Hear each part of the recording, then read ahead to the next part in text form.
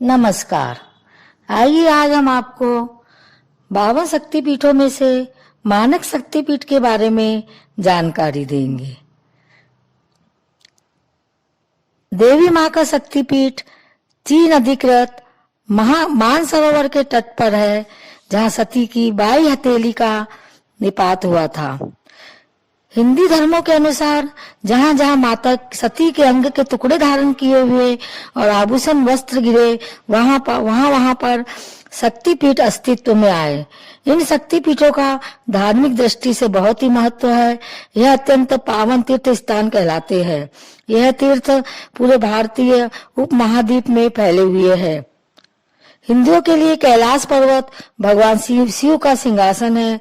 बौद्धों के लिए विशाल प्राकृतिक मंडप और जैनियों के लिए ऋषभ देव का निर्वाण स्थल है। हिंदू तथा बौद्ध दोनों इसे तांत्रिक शक्तियों का भंडार मानते हैं।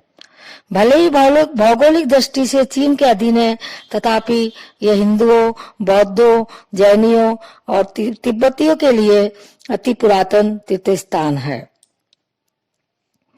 यहाँ की शक्ति दाक्षायणी तथा भैरव अमर है। कैलाश शक्तिपीठ मानसरोवर का गौरवपूर्ण वर्णन हिंदू, बौद्ध, जैन धर्म ग्रंथों में मिलता है। वाल्मीकि रामायण के अनुसार यह ब्रह्मा के मन से निर्मित होने के कारण ही इसे मानसरोवर कहा गया है।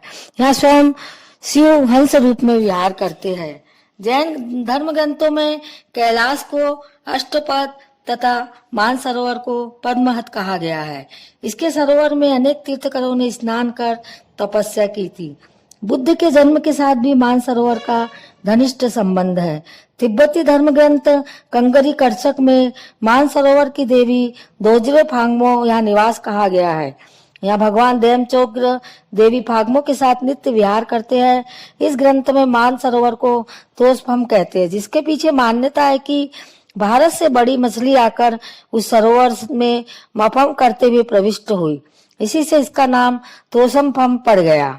मानसरोवर के पास ही राक्षस ताल है, जिसे रावण हद भी कहते हैं। मानसरोवर का जल एक छोटी नदी द्वारा राक्षस ताल तक जाता है। तिब्बती इस नदी को लंगक तसु कहते हैं।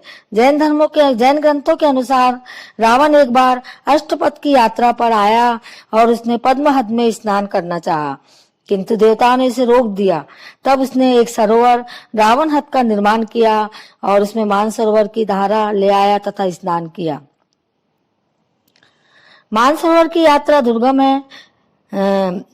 उत्तराखंड के काठगोदाम रेलवे स्टेशन के बस द्वारा अल्मोड़ा, वहां से पिथौरागढ़ जाया जाता है।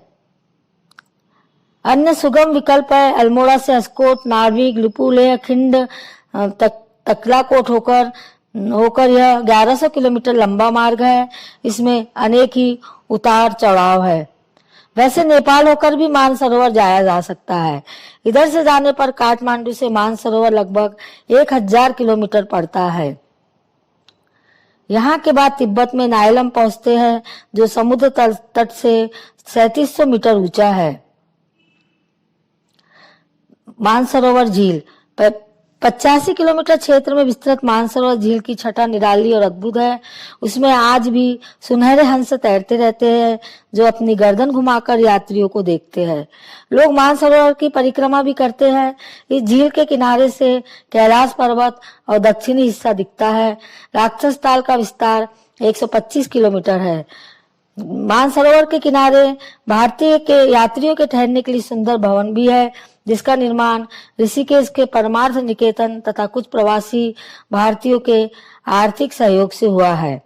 परिक्रमा, लोग कैलाश पर्वत की भी परिक्रमा करते हैं। यह मानसरोवर झील से 60 किलोमीटर दूर ताराचंद बेस कैंप में से की जाती है।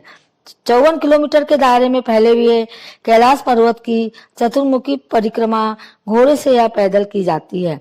इस परिक्रमा में गौरीकुंड, कैलाश पर्वत के दक्षिणी, उत्तरी और पश्चिमी मुख के भी दर्शन होते हैं।